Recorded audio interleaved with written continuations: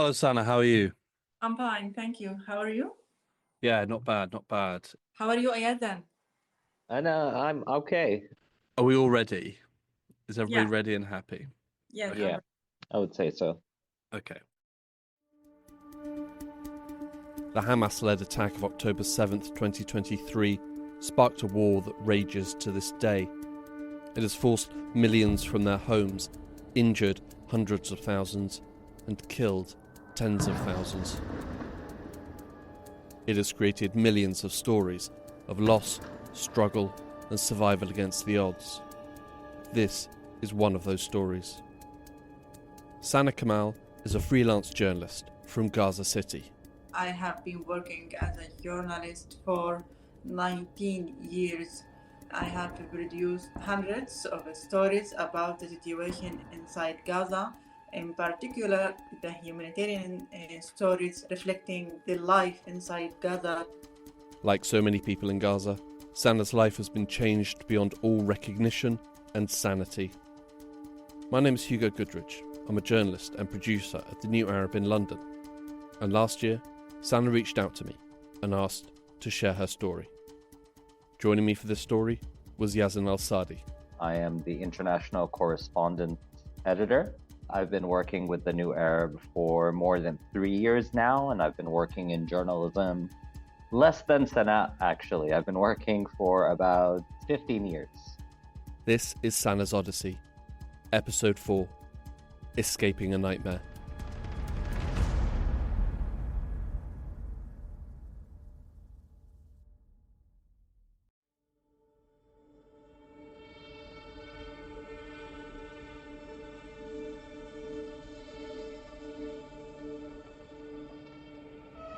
Sanaa and her family were forced from their home in the opening days of the war.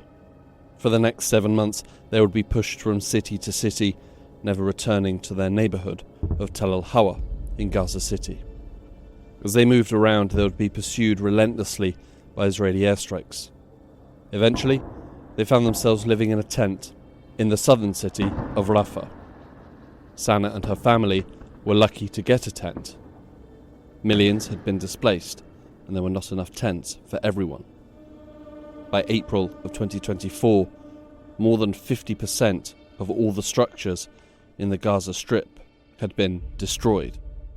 Sanaa was able to get a tent because of who she knew, specifically her editor, Yazan Al-Sadi. So the process was complicated. Just a bit of context. In Gaza, there was a limit for shelter and tents that, UNHCR and NGOs couldn't provide to people. So Sanaa had gotten in contact with me about this to see if I can help. I had spoken to Tanya, who is a colleague in the New Arab. She's the outreach officer. And through her, we connected to someone in Qatar, Doha, that knew an organization or a group of people that were providing tents in Gaza. So it was a massive operation from me in Beirut, connecting with Tanya in London, meeting up or connecting with someone in Doha, Qatar, that talked to someone within Gaza that was able to get a tent and deliver it to Sanaa in Deir al-Balah. We paid for this out of pocket. It was completely our own. It cost $500 to get that tent. And the process took around a week and a half. We tried to really push as fast as possible to help Sanaa to have something. How normal is this, Sanaa? That seems like a very long and lengthy process, but you weren't the only person. There's lots of people in Gaza living in tents. I'm guessing they don't all know people in London who know people in Doha who know people in London. It's all not everyone has that network behind them. So how are they getting tents? For the most of people inside Gaza who don't have any contact with someone outside of Gaza, like in Doha, London, or any other countries, All the Palestinians and the displaced people were suffering, really suffering from the lack of the tents. So that forced a lot of them to use some blankets and to use huge pieces of nylons to establish their tents. That tents are not healthy for them. In addition, they cannot protect them neither from the hot weather during the summer nor from the cold weather during the winter. They could be their graves either than their shelters that they can live and they can sleep inside them. We saw, and I really saw this on my own eyes when I was living inside a tent in Rafah, that when we lived during the winter, all the streets were flooded with the rain waters without having any municipalities that would help them to get rid of the rain waters.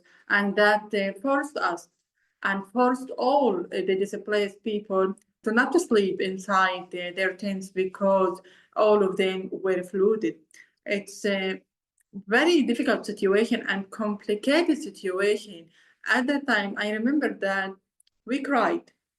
We cried, but without even falling our tears on our faces because we cried from our hearts. We felt that we were alone in this world. We were left alone in this world without having anyone who can protect us or even can assist us, at least to deal with such a situation.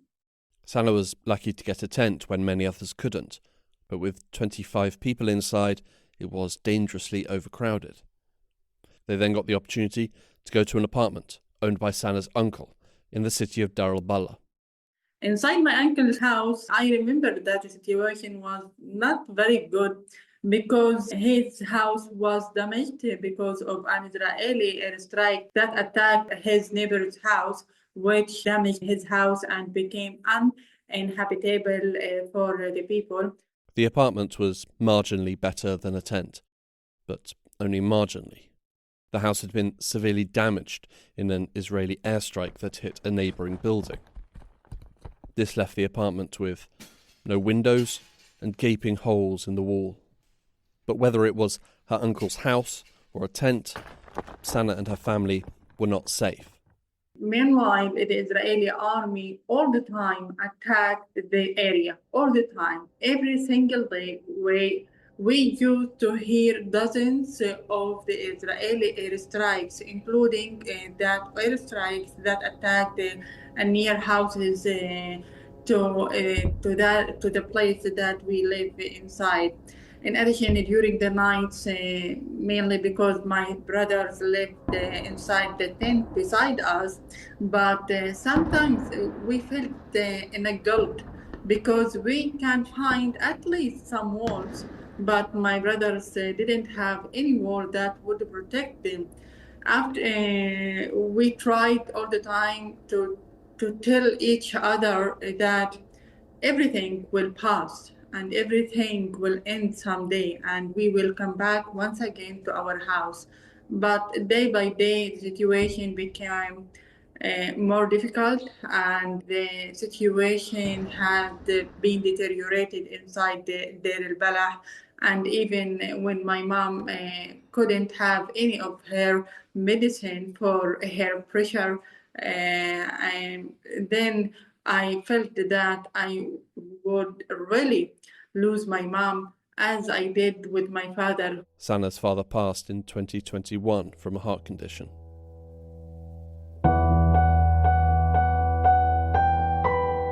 By April 2024, it was decided that it was time to get out of Gaza and out of the nightmare. When I decided to leave Gaza, it was the most difficult decision to get it by myself, mainly because I wouldn't like to leave Gaza during the war, because I'm a journalist and even I love my area also. All the time I try to keep my optimism that the Israeli war will finish inside Gaza. But when the Israeli army carried out a military operation beside the house that I was living inside it, mainly my uncle's house. And during that night, my mother told me that she will never forgive me if I will not leave Gaza with her and with my sister. Sanaa admitted that if the choice had been hers alone, she would have remained in Gaza. But the war put familial responsibilities on Sanaa's shoulders, particularly when it came to her mother. Since the first day of the Israeli war on the Gaza Strip, my mother decided to leave Gaza forever because she wouldn't like to experience any difficult situation during the war, mainly as she lived and experienced 6 other Israeli wars inside Gaza. And she felt that this war will be the last one, and she would be killed by the Israeli army during the war. She's not like me, is like a stronger woman. She's a little bit quiet woman, and she all the time hoped to live in quiet and in peace, and she couldn't stand such genocidal war inside Gaza. But for 7 months, I refused to leave Gaza because I tried to come back to my house, and I thought that maybe the war will end at any time, and it just maybe it will last for 1 or 2 months at most. Day by day, when we were forced to displace from one place to another place, every time my mom asked me to leave Gaza, or at least to let her leave Gaza. Once the Israeli army closed to us, and we felt really that we are in dangerous place here in Gaza. At that time, my mom told me that she will never forgive me if I stayed inside Gaza. And then I decided to start the procedures and the process that would help us to evacuate Gaza. Did you ever consider sending your mother alone?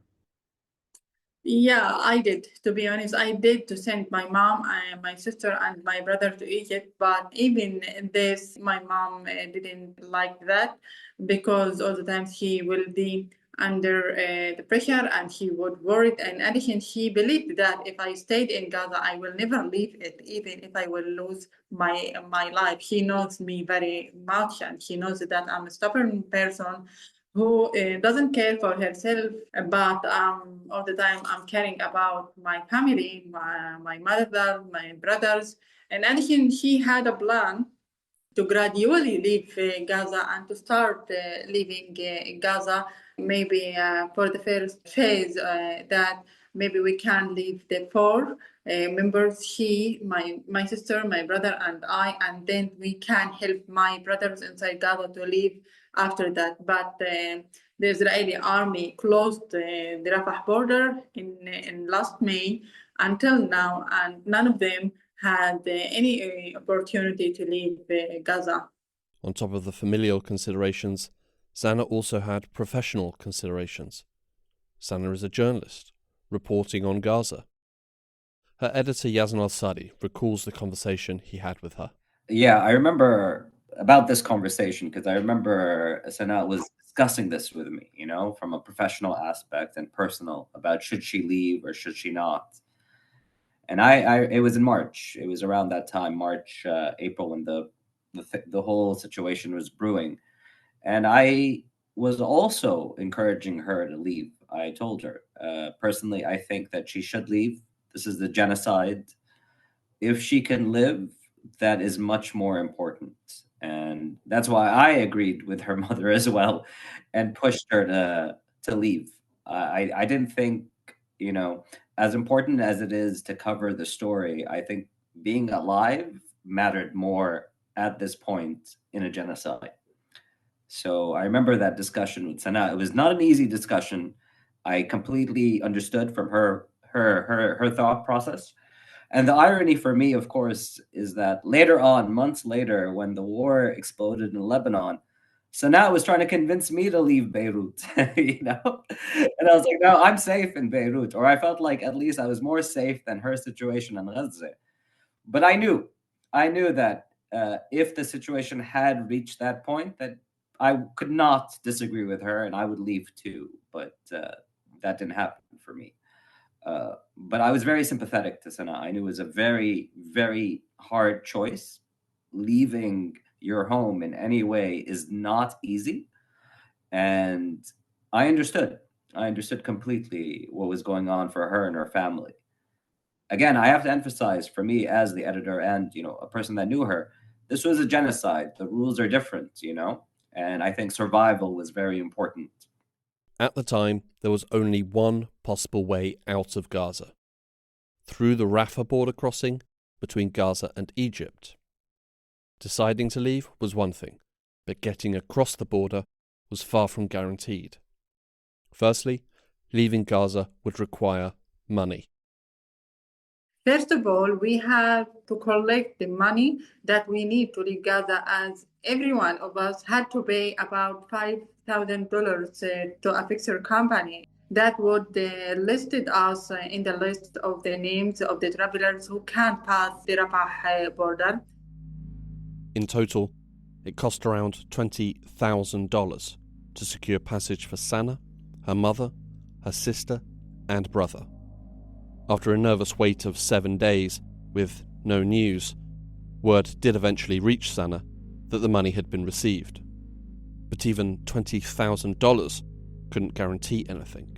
So after we were accepted by the fixer company, we were forced to wait for 45 days without having any guarantee that we will pass the Rafah border, because even our names should be transferred to the Israeli side to do security examinations over our names. And that was very difficult for us because none of the Palestinians inside Gaza know if Israel would allow him or her to leave Gaza or not. It's not a process that most of us, thankfully, will ever have to deal with in our lifetimes. But crossing a tightly controlled or militarized border is a highly complicated and costly process. What Sanaa is describing actually is quite universal. There are similar things that happened in Syria and in other places around the world. When you deal with migration, or let's say, quote unquote, illegal migration, you have to deal with the black market.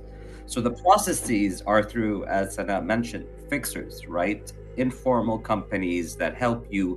But it's a very fine line between legality and illegality, and this is universal. I've had similar experiences with family members that left Syria to get to Europe, where we work through informal networks of migration and people smuggling, and this exists everywhere. In Gaza particularly, it was very intense prior to the closure of Rafah, because that was on hyperdrive. A lot of money was flowing in and out in order to get people out. There was a class dimension to it, there was an exploitation dimension to it, and there was a business dimension to it. And this is something that needs to be unpacked and understood more and more.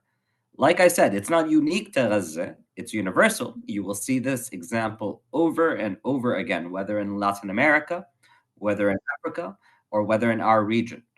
And it continues till this day. Sanaa had a tense 7-day wait to find out if the money would reach its destination, and then another tense wait of 45 days to find out if their request for transit would be accepted. In the last day before I left Gaza, the four of us, were left Deir al-Balah to the Rafah city and inside a tent. And to be honest, the Israeli army also attacked the area around us. So every moment that we spent in Rafah, we felt that could be the last moment for us, as maybe the Israeli army will kill us even before reaching the Rafah border. On April 12th, the news came. Approval had been granted. Sanaa had a way out. After 190 days, the end of Sanaa's nightmare was in sight.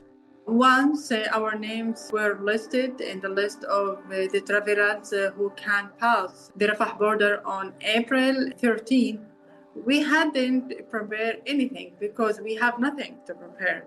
We haven't clothes, we haven't anything of our main things, and that we are really need in Egypt. And we decided to leave everything, mainly the clothes, to our brothers, sister, daughters, because they also were suffering from the lack, from the clothes, and from their human requires inside Gaza. We only left Gaza with our own passport and ID. On April 13th, Sanaa, her mother, sister and brother reached the border. Their names were checked on the list and their passports inspected. And they were done. Gaza was behind them. Bombs, missiles, rockets and artillery would no longer rain down on them day after day. They would no longer go to sleep at night, unsure if they would see the morning. Sanaa would be able to go to the shops and buy food, not go from tent to tent and ask who had something to spare. Gaza was behind them. Well, for most of them. Sanaa, her sister and brother were permitted to pass, but her mother, who had been so desperate to leave from the first day of the war, was denied transit. It was a clerical issue, a simple spelling mistake. The name on the list, which had been provided by the fixer company, didn't match the name in her mother's passport. He stayed in Gaza for 3 days. He also experienced 2 Israeli attacks near her. Both of them, he ran and he escaped from the area.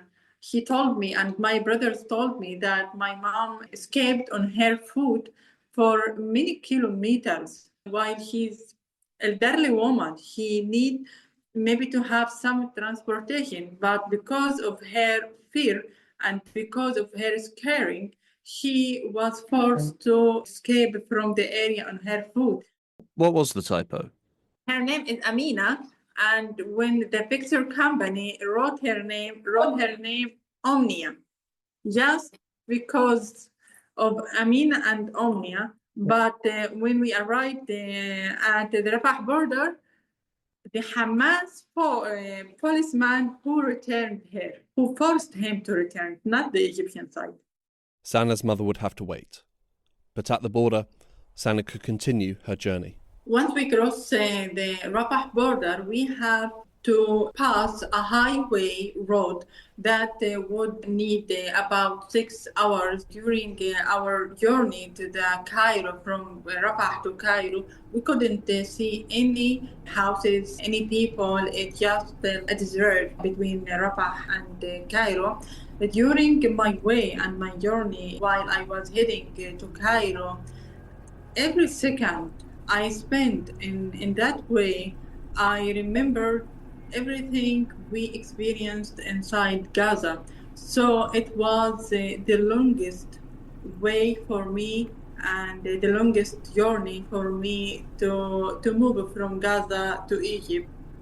While before the war, when I used to travel to Egypt, I felt so happy in this road because all the time I prefer to be in quiet places.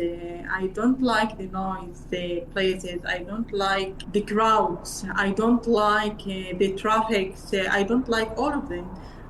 All the time I prefer to be in quiet places. But at that time, I felt that the road was very long, was very scary. I didn't like it, really, I didn't like it. At every moment that when we moved and we closed from Cairo, I hate that road because I saw at that time, I remember that I saw dozens of the trucks loaded with humanitarian aid were aligned in the 2 sides of the road, while all of these trucks cannot enter Gaza.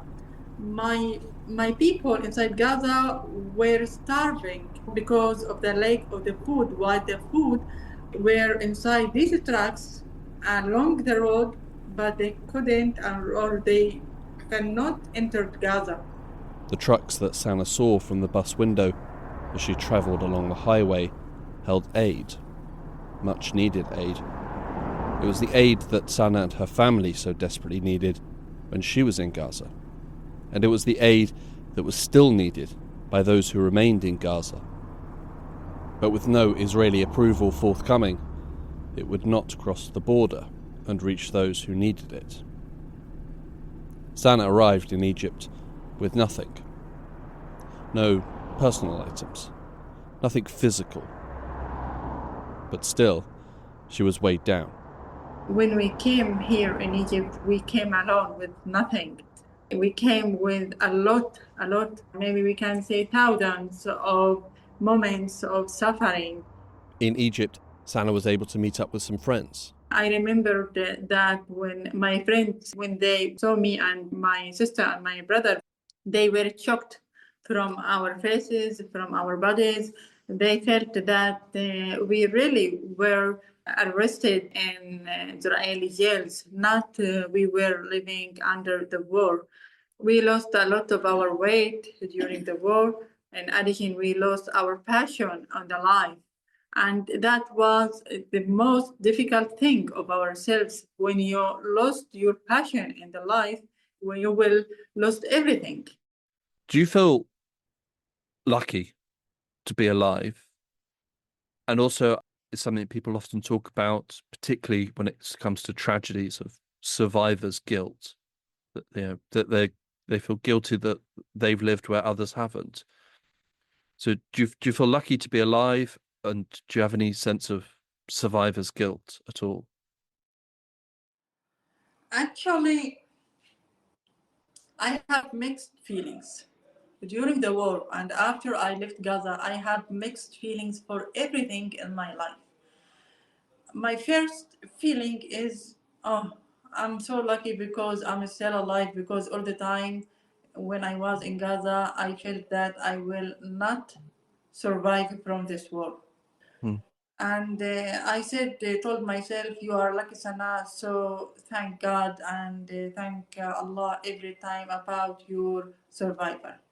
On the other hand, I felt some guilty over my society because I felt that I left my population alone without taking care of them and without continuing my work inside Gaza towards my brothers and their families, towards my neighbors, towards all the people inside Gaza. Because when you live in another safe place and the war is still continuing inside Gaza, you will feel guilty or towards your population. Why you are in safer place while they are still in dangerous place? Why you can eat now while they are struggling all the time to take the minimum of their basic needs? Why you can wear clothing, warm clothing, while my population in Gaza cannot even have any clothes to receive the winter? Why you can take your shower easily and daily while they are inside Gaza are still struggling just to get some salt water from the sea to wash themselves? Why you can take your medicine? Why they cannot even find any hospital to have treatment? But after 7 months of brutal war, it took time for Sanaa to readjust.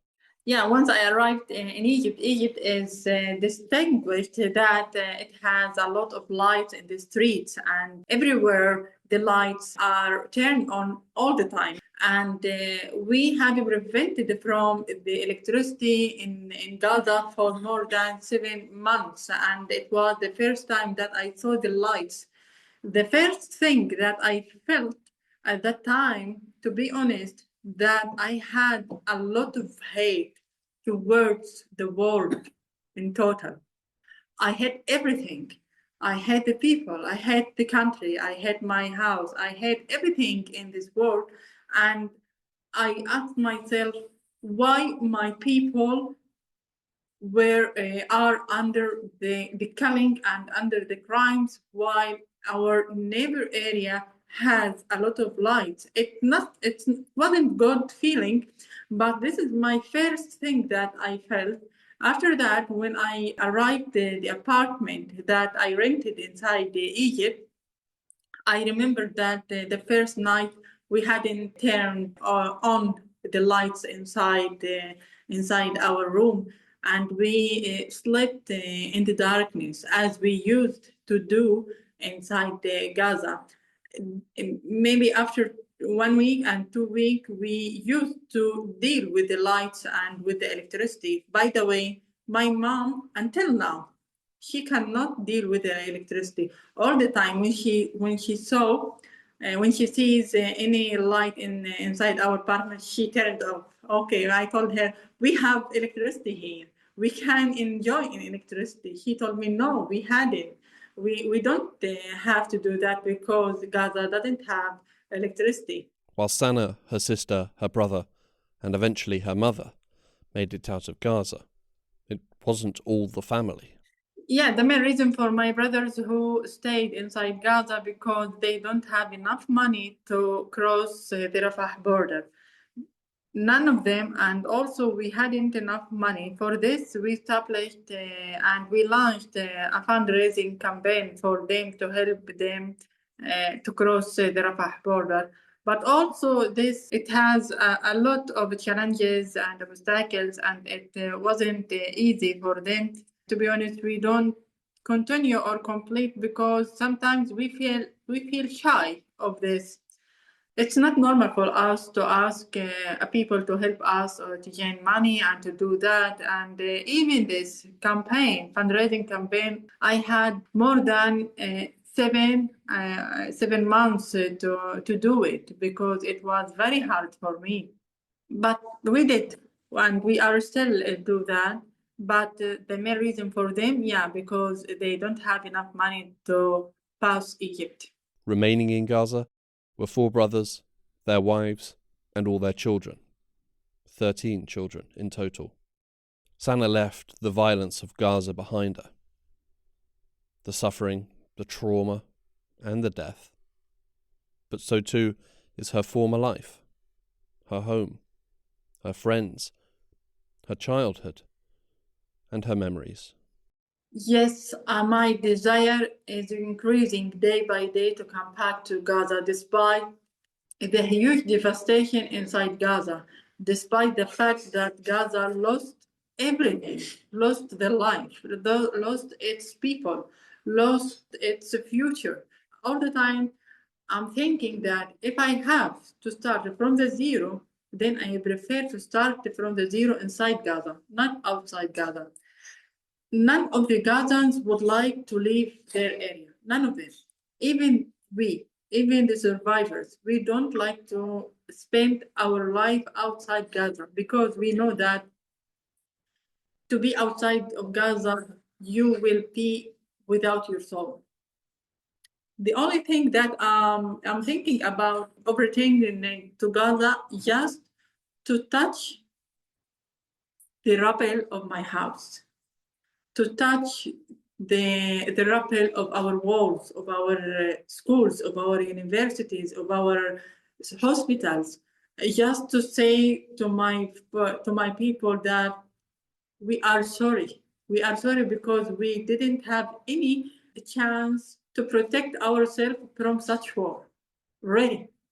Sometimes I feel that we also have to hold our responsibility toward Gaza and our responsibility towards our people, because not only the politicians who have the wrong in this and the fault in this situation, but also we. So it's confusing when you live in such situation. You really will be confused. What would be your fate? What would be your future? Sometimes I try to draw my future that, okay, Sanaa, you have now a house and you can have another house maybe in other European country. But on the same time, when I ask myself, will you have your soul? directly I answered myself, no.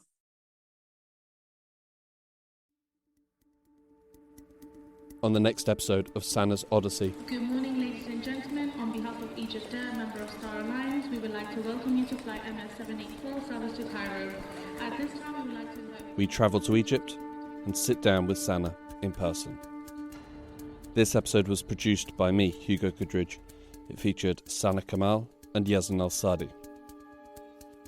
You can follow all the latest developments in Gaza and across the Middle East by visiting the New Arabs website.